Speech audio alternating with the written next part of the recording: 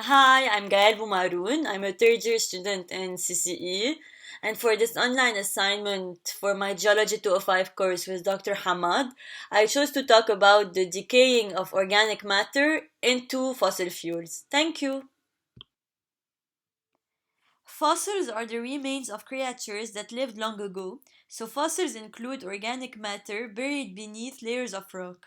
A fuel is a source of energy, hence, fossil fuels like petroleum, natural gas, and coal are the most essential materials of the chemical industry and the most used energy source in the world. They provide more than 80% of the energy used around the world.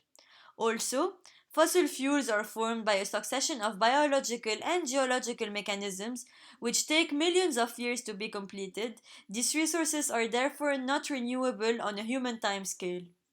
In this presentation, I'm going to talk about the transformation of dead organic matter into fossil fuels. In subaerial locations, the free access of air associated with the presence of moisture allows the growth of the bacteria that destroys organic matter. Under normal marine conditions, the water column in the ocean is well aerated, and the organic matter living in the upper levels of this column are constantly searching for food to survive.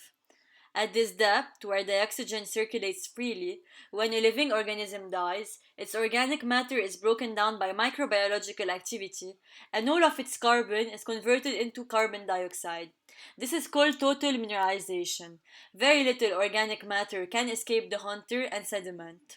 However, in the bottom layers of water, closer to the seafloor, the mineralization stops as soon as all the dioxygen initially present has been consumed.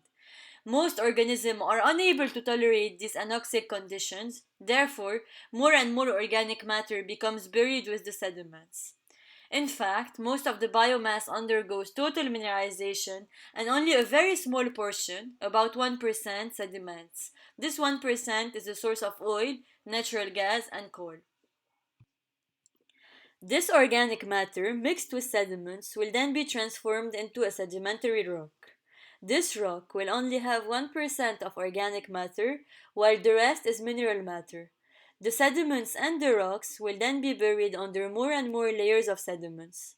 The organic matter in these rocks will undergo a series of chemical and physical changes due to the increasing pressure and temperature, and it will then be rearranged into a solid substance called kerogen.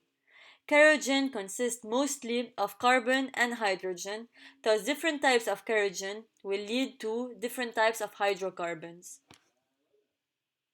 The process of transformation of the organic matter into fossil fuels is irreversible, and it happens in different stages. At first, from shallow depths to depths of 1,000 meters and at temperatures less than 60 degrees, we are in the diagenesis phase, where the organic matter will be buried, then deposited, and then transformed into kerogen as discussed earlier.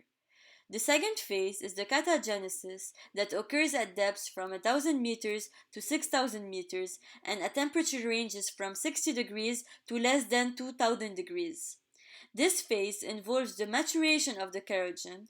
Then, oil will be the first to be released by the kerogen at temperatures around 90 degrees, followed by wet gas at higher temperatures and depth. Finally, the third phase is the metagenesis, where the oil and the wet gas will turn into dry gas. As we saw, the process of transformation of the organic matter into fossil fuels is irreversible.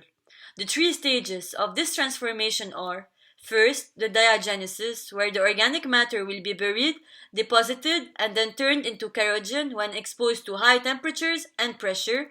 Then, the catagenesis, where the kerogen will become oil and then wet gas. And finally, the metagenesis, where the oil and the wet gas will turn into dry gas.